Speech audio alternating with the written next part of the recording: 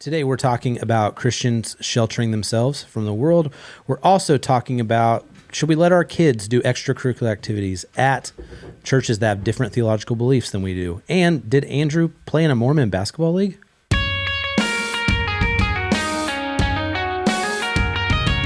Welcome to the To Be the Church podcast, where we explore what it looks like to truly be the church in today's culture.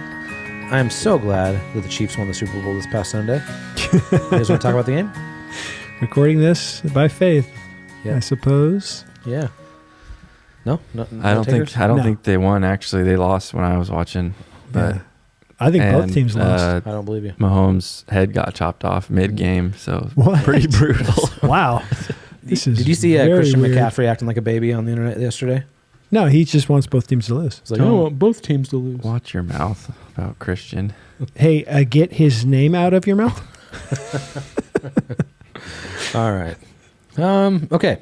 Here's a question. Should I allow my kids to go to extracurricular activities at a church with different theological beliefs than ours? Where's the line?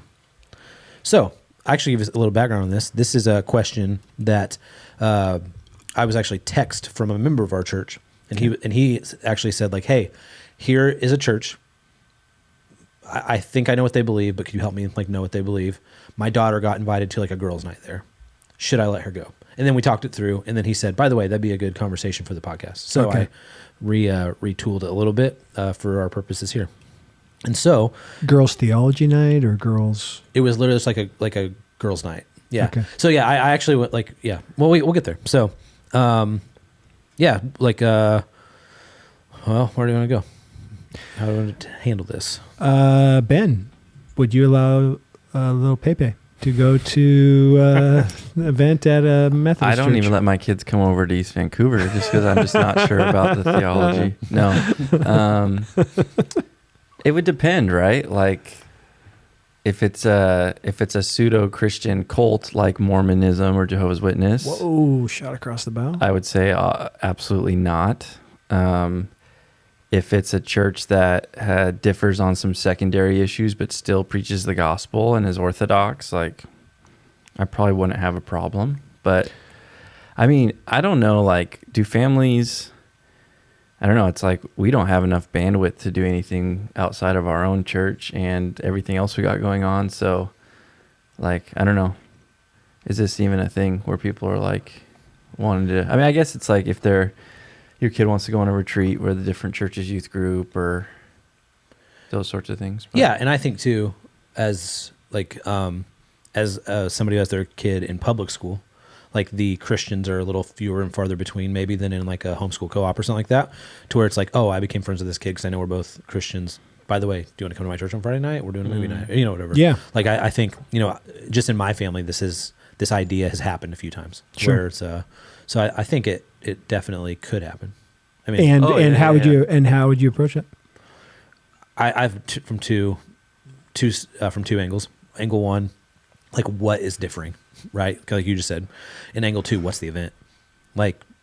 If it's open gym basketball, I'm going to be a lot less restrictive than if it is I'm not going to send my kid to a United Methodist church where they're going to explore let's talk about gender and sexuality in teenagers. That's a very extreme example, but I'm not going to do that, Yeah. And so, yeah, those are the If one of my kids was can I go to this church and talk gender and sexuality? I'd be like, what's the event? And are you my child? But yeah. Yeah, no, I think that second one, Tyler, that you said there, re-say those two. The nature of the event was the second one. Yeah, the nature of the event. The first and then one what are the differing beliefs? Yeah, that the nature of the event to me is the biggest thing because, is this just a more of a social connectivity thing, a sports thing or whatever else? And how divergent are we on beliefs with this other church? Now, when you mention a youth retreat or something like that, that's where I'd be a lot more wary because the nature of that event is, discipleship. Tons of things. I mean, even the culture of leadership and students or the the internal controls of those kinds of things, or what are who the speaker is going to be. I'd be a lot more wary of sending my kid to like another youth camp at some church, but I wouldn't do that actually. But that's what's tough is, even if the church, what you know of it, and maybe the lead guy or some of their key leaders is solid, you don't know who the volunteer youth staff is, who's going to be leading your kid's small group and what they're going to say. It's funny though how your perspective changes, because when I would have visiting kids when I was a youth pastor come to our retreat and their parents would call and like ask me a million questions, like I got really annoyed. Like, we're solid, just like trust us. But now as a parent, it's like I probably would do the same thing. Yeah, exactly. Yeah, and I mentioned before we started this, but I played in a you mentioned the Mormons. I played in a Mormon basketball league when I was in high school, Ben. So, am I not a Christian? I mean, it's not because of that I have doubts about your salvation. Well, No. that's an interesting one because, again, Mormon families are very evangelistic. And so, like, my daughter has a friend who's Mormon at school, and she gets invited to their church almost weekly. Yeah. And sometimes it's for church, sometimes for youth group. Sometimes it's, hey, we're having, like, an alternative to the dance tonight that's just, like, a safe, family-friendly. Like, they did a trunk or treat, on Halloween week or whatever. Yeah. And so, and again, that's where, like, nature of the event, like, really comes into play. Was at the Mormon church? Like, did they have a gym? All Mormon churches have gyms, pretty much. Oh. Yeah. It was actually in the Salem area. Were they all traveled, wearing ties and slacks No, and no, getting really man, sweaty we were- playing basketball? I don't even think we had uniforms. I think it was just It was like a league shorts and or just oh, like it was pickup? full on league. No, full on league, bro. Yeah, we were Silverton Church, and it was my senior year in high school ish, and I You had were a buddy. on a team with the Mormons. I had a buddy, who was like big time Mormon kid, and so you weren't playing against them; you were with them. with them and against them, with some Mormons against other Mormons. He was on the FLDS team, and then against the fundamentalists. You were in the world and of the world. Wow. Yeah, I mean, I'm not going to say I averaged 23 points a game, but it was in that arena. Started calling him Joseph Smith. The Mormon kids, they did not have a lot of game because I was not. I mean, I was okay at basketball, but not like good. So I'm coaching my son's 8-year-old basketball team, and like the first couple of weeks, we had to pick a team name, and so I huddled up all the kids, and I was like, "What should our team name be?" And the kids are like, Tigers or whatever, and then one kid's like, BYU. I was like, all right, well, I think I have an idea where your family goes to church. You don't give that kid any playing time? Yeah, he's benched, yeah. But no, we did not name our team BYU, but Yeah, I like it. The Cougars. the Cougs. Is that what BYU is? Yeah. Cougars? Yep. Nice. Yeah. All right, let's jump to another question here. Yeah, I think that question ran its course. Yeah. Yeah. All right, this is an interesting one. All right, so the question asker, I'll read the whole thing, but just this is helpful. They gave us, here's a couple background musings behind the question. I recently read Rosaria Butterfield's book, The Gospel Comes with House Key. I'm also thinking about the potential negative side effects of homeschooling with the methods I'm currently using. Kids having little to no contact with non-Christians being the primary thing there. And then third, recently read Gospel Fluency by Jeff Vanderstelt. So here's the question. So I'm no Rosaria Butterfield, and I don't expect my life to look like hers, but I found her book challenging in a very good way. Rosaria talks a lot about radically ordinary hospitality, which is defined as the act of welcoming strangers to become neighbors and neighbors to become family of God, making space in your life to table fellowship with people who don't think or believe like you do. Working from home and homeschooling, homeschooling, fear of the dangers from cultural influences and the internet, to just name a few, can potentially make it so easy to put ourselves into echo chambers, tribes, clubs, and cliques. But this is nothing new. Humans have been creating comfort bubbles since God created us. Here's a question. What about the human condition causes us to have the tendency to isolate ourselves into our own comfort bubbles? Not talking about language barriers or geographical barriers. I'm thinking more about the basic needs that all humans have and how we try to get our needs met apart from God. As Christians, this tendency to isolate from the world would put us at odds with Jesus, right? And therefore exposing underlying unbelief. Can you discuss some common lies that Christians may believe which could lead to living monastic type lives? And what are the biblical gospel truths to counter those lies? And then she actually attached a video about Rosaria Butterfield's book, and we'll put that in the show notes. So, yeah, there's a handful of questions there. What about the human condition causes us to have the tendency to isolate? And then, as Christians, this tendency to isolate from the world would put us at odds with Jesus, right? And therefore exposing underlying unbelief. And then can we discuss some common lies Christians may believe in this area, and what are some biblical truths to counter those lies? Well, one thing to think about is, and I've been thinking about this because our last sermon series was in 1 John, but in John's writings, in the Gospel of John, and then his epistles, it's interesting to kind of trace how he talks about the world. Obviously, you have John 3:16, for God so loved the world that he gave his one and only Son. Later on in John 17, as Jesus is praying his high priestly prayer, he talks a lot about the world. This is in John 17, starting in verse 14. I've given them your word. He's talking about his disciples, and the world has hated them because they are not of the world, just as I am not of the world. I do not ask that you take them out of the world, but that you keep them from the evil one. They are not of the world, just as I am not of the world. Sanctify them in truth. Your word is truth. As you sent me into the world, so I have sent them into the world.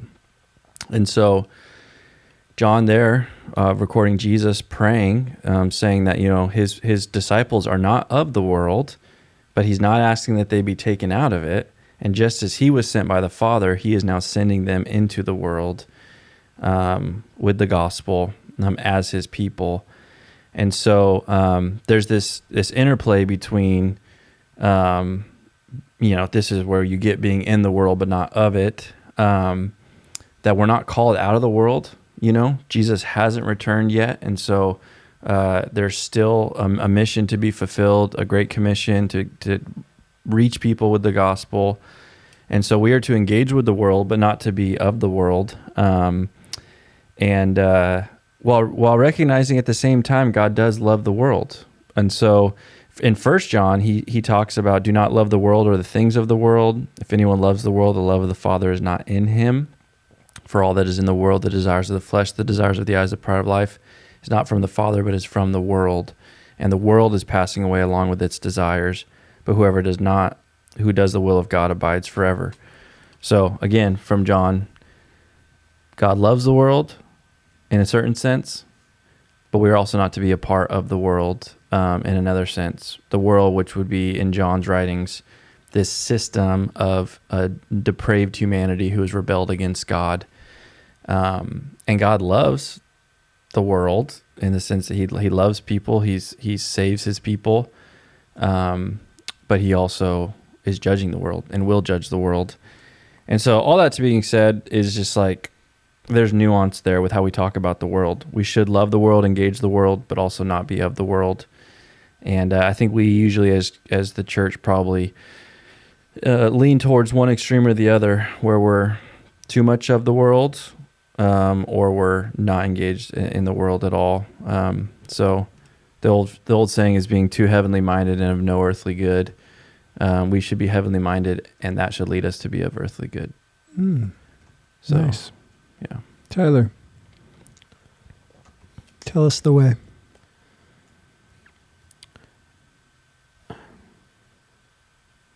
I don't know. It is interesting because I do like her question here. This tendency to isolate from the world would put us at odds with Jesus, and therefore exposing some underlying unbelief. Like I do in my own life and in my own family, like work to counter that. Sure. Because I do see people and I'm like, you don't like know a single non-Christian. And it's like, and for those of us who work in the church, it's even harder because it's like our 40-hour work weeks are primarily with people who are a part of the church or other ministry leaders.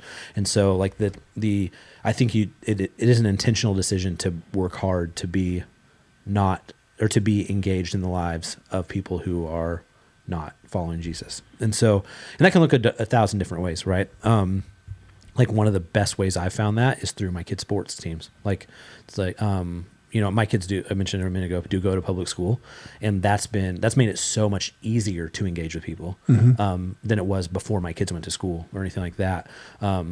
We just this past week had dinner with 2 other couples, and I mean, my world of what I do for work is 100% foreign to them. Like they have no context for it. And so like, I do think it's important to create that space, however you do it. Right. And I think I was trying to find my quote, my bookmarks from Rosaria Butterfield's book.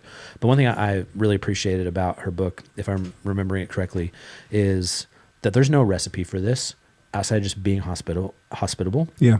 And like, it doesn't have to look like public school and rec league sports, but what does it look like? I know one of our other ministers here, like he goes and plays basketball at like the community center as an adult, like, you know, regularly just to make those friendships. Like that's the reason he does it.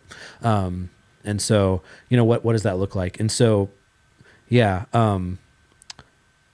that's not, you know, talking about the next questions or anything like that, but just that tendency, I do see it, and I want to buck it, I guess. So you're saying people shouldn't, out of fear of being influenced by the world, not engage the world, right? Like cause we do need to engage the world for Christ and have an influence while at the same time not loving the world, like the scriptures say. So there's got to be a way to do that. Yeah. Yeah. And I do think maybe the fear is that if I engage at all, it'll corrupt me or my family. Right. That's what I'm saying. Yeah. And I don't like, and that shouldn't lead us to not. No. Yeah. Right. Not. And I know people that kind of practically live that way, though they never say it out loud, you know? And like, I think, you know, through having dinner with people or, you know, like helping out with kids sports teams and stuff like that, or being engaged with other families in your neighborhood. I think, there's a lot less like, oh, that is corrupting me going on than people might worry about before they do it. Mm-hmm. If that makes sense. Yeah. Yeah. I think there's on the side of it, you know, she kind of started with talking about homeschooling, didn't she? Mm-hmm. Talking about homeschooling the kids and being super kind of fearful almost, right? Yeah, of like influences. Working from home, homeschooling, fear of the dangers from cultural influences in the internet, just to name a few. Yeah. Can make it so easy to put ourselves into these little bubbles. Yeah, yeah. I think particularly when it comes to kids, recognizing too that like you don't have to homeschool your children out of necessarily fear, right? That doesn't have to be your motivator to homeschool the kids, to like, they're going to, I'm fearing in this way. There are certain things, and at the same time, you don't have to send your kids to public school or else you're not being evangelistic, right? There's like with kids, with their capability to understand things, with their capability to get nuance. I remember like as my kids are growing up, like they're, you know, particularly with my older two who are both teenagers now, they went through certain phases, maybe like late elementary school and early middle school, where it was like, they couldn't differentiate between like the idea that we'd be like, no, you shouldn't smoke a cigarette as like a fifth grader.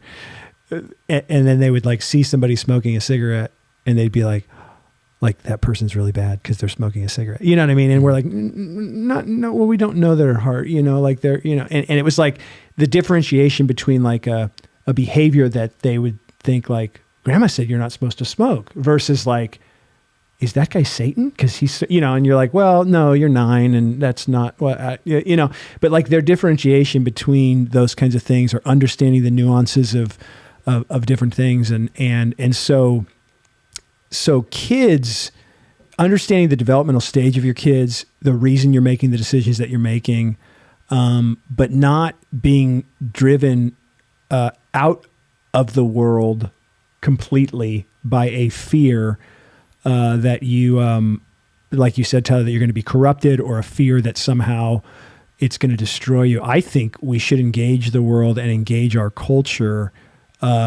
with a redemptive and also a bit of a fearless spirit to us in how we create culture, and how we, and I mean, I almost want to use this word, but I normally would not use this word.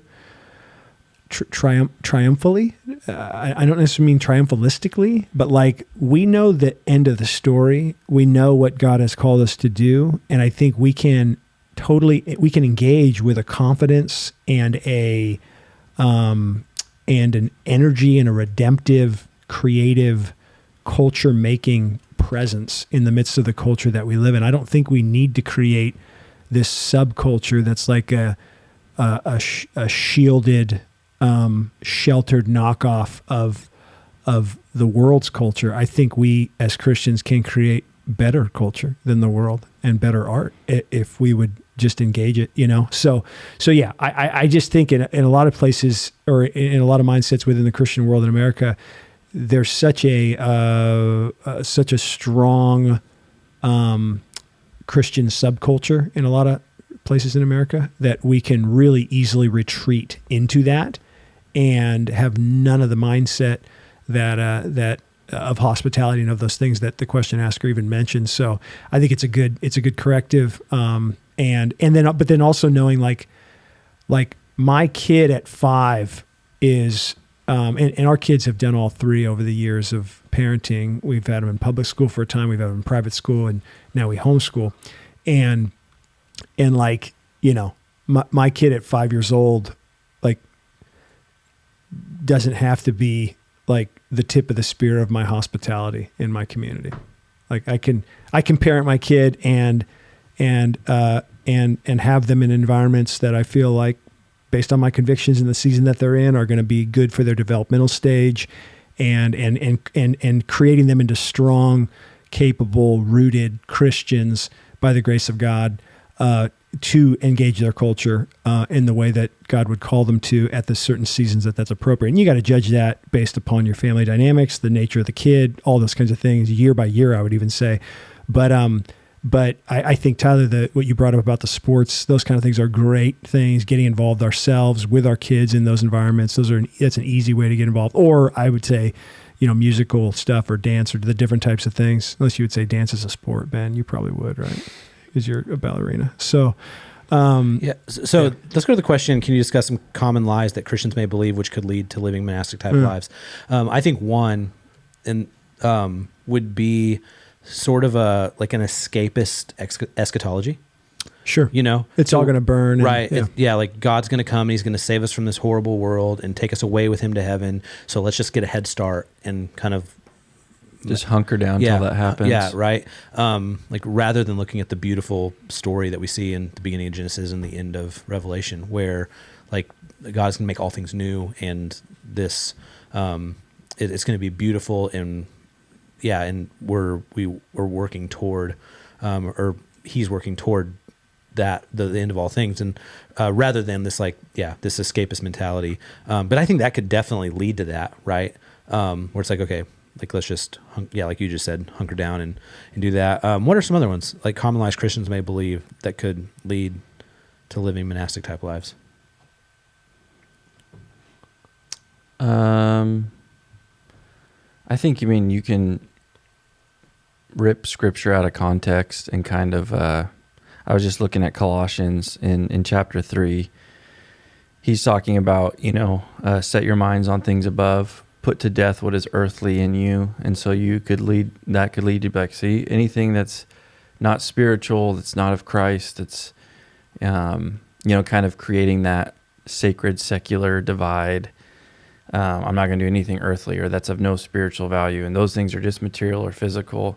That would be a misreading of scripture and believing that, because, later on in Colossians, in the same very book, Paul's going to say, walk in wisdom towards outsiders, making the best use of the time. Let your speech always be gracious, seasoned with salt. And so when Paul says in that letter, put to death what is earthly in you, that can't mean that engaging with the world and being in the earth and walking in wisdom towards outsiders and being gracious, it can't mean that, because he's not contradicting himself. So it'd be, like we've said before, pendulum swinging, and saying, I'm not going to be worldly. It would kind of be like a Gnosticism, kind of the material's bad, the physical's bad, but the spiritual is good. Kind of that dualism that's not biblical. Yeah. One final one I would say would be like, I don't know how else to say this, but that Satan is more powerful than God, or that he will win. Yeah. There's a sovereignty thing. Yeah, there's a sovereignty element to some of those lies. Yep. Yeah. Boom chakalaka. Yeah. Yeah. Well, thank you for sending this question in. We'd love to hear from you, and any thoughts you have on this or any topic. You can Hit us up, podcast at tobeTheChurch.com. We're on social media on all the major platforms except for TikTok at To Be The Church, and we're on YouTube, so hit the comments there. Have a great week, everybody.